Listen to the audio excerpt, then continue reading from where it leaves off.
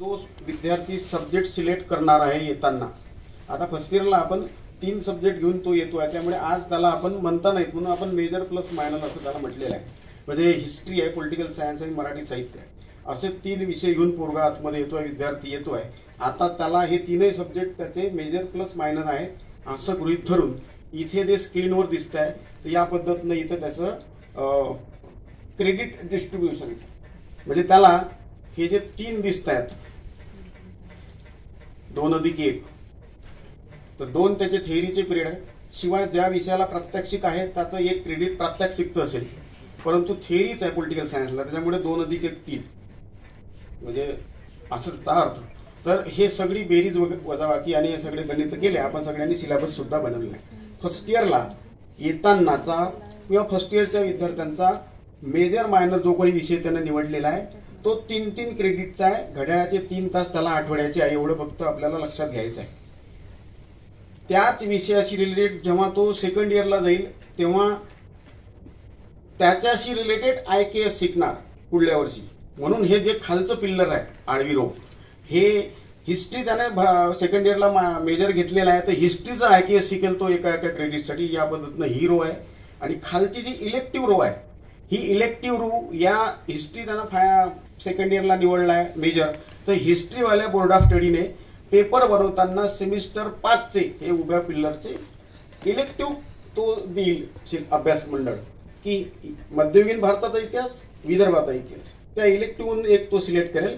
असं हे इलेक्टिव्हचे बेरीज करून हे सगळे क्रेडिट जे विद्यार्थ्यांनी हिस्ट्री मेजर घेणाऱ्याचे होईल ते फॉर एक्झाम्पल इथं दिलेले आहे समोर. एवढ्या खोलात आपण जाणार नाही, आपण फर्स्ट इयरवर फोकस करू. परंतु मी तुमच्या परिचयासाठी सांगतो की दुसरी स्लाइड आहे बी. आता हिस्ट्री मेजर निवडला होता त्यांनी, ठीक आहे. मग उरलेले जे त्याचे 2 सब्जेक्ट आहे, पॉलिटिकल सायन्स आहे आणि मराठी लिटरेचर आहे. तर आता तिकडे गेल्यावर सेकंड इयरला गेल्यावर ताबडतोब त्याचे ते मायनर होऊन जाईल आणि एक त्याला सोडावा लागेल. एक विषय तो सोडेल आणि एक विषय त्याचा जो आहे पॉलिटिकल सायन्स, त्याने हिस्ट्री मेजर घेतला त्याचा पॉलिटिकल सायन्स आहे, तो मायनर होईल.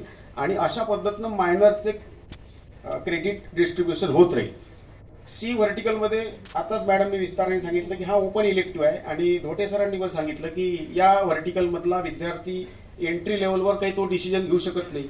आता कुठं त्याचं प्रवेश झालेला आहे आणि इंडक्शनही काही कॉलेजचे व्हायचे आहे, तो ओई संदर्भात पेपर परीक्षेचा अर्ज भरण्यापर्यंत तो डिसिजन घेईल आरामात. त्याच्या पद्धतीने जी टोपली विद्यापीठ प्रोव्हाइड करेल ओईची, त्याच्यातून तो सिलेक्ट करेल की कुठला घ्यायचा. आता याच्यात अट एवढीच आहे की ह्युमॅनिटीचा स्टुडंट्स हा त्याच्या ह्युमॅनिटीच्या फॅकल्टीने बनवलेल्या ओईच्या टोपलीतून सब्जेक्ट निवडणार नाही, ही एक अट टाकली गेलेली आहे.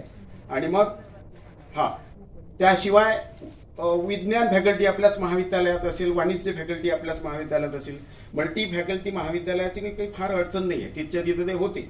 परंतु एक सिंगल फॅकल्टीबद्दल मॅडम असं बोलले की कला महाविद्यालय कामरगाव, तर कामरगावच्या कॉलेजला 1 कला शाखा आहे, तर ते कसे करतील बाबा. तर त्यांनी फिजिकल डायरेक्टरच्या सहकार्याने त्यांच्या शारीरिक शिक्षक महाविद्यालयातून जो काही अभ्यास मंडळातून कोर्स आला तो घेईल वगैरे वगैरे. तर हे ते ओईचं आळवं रो आहे, ज्याच्यामध्ये 4-12 क्रेडिट त्याला अचीव करायचे आहे. आणि पुढे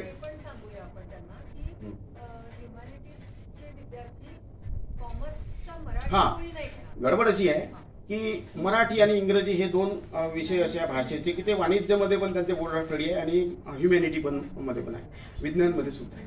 तर मराठी विषय जो आहे तो तिकडे आहे, इकडे आहे, तिकडे आहे, आणि इंग्लिश सुद्धा 3ही फॅकल्टीमध्ये आहे. तर BAचा विद्यार्थी हा तिकडे वाणिज्यवाल्यांनी बनवलेल्या लँग्वेजचा ग्रुप सिलेक्ट करणार नाही शक्यतो. म्हणजे BAचा विद्यार्थी हा वाणिज्यवाल्यांचे वाणिज्याशी रिलेटेड जे ओई आहे ते सिलेक्ट करेल विशेषतः. आणि विज्ञान फॅकल्टीने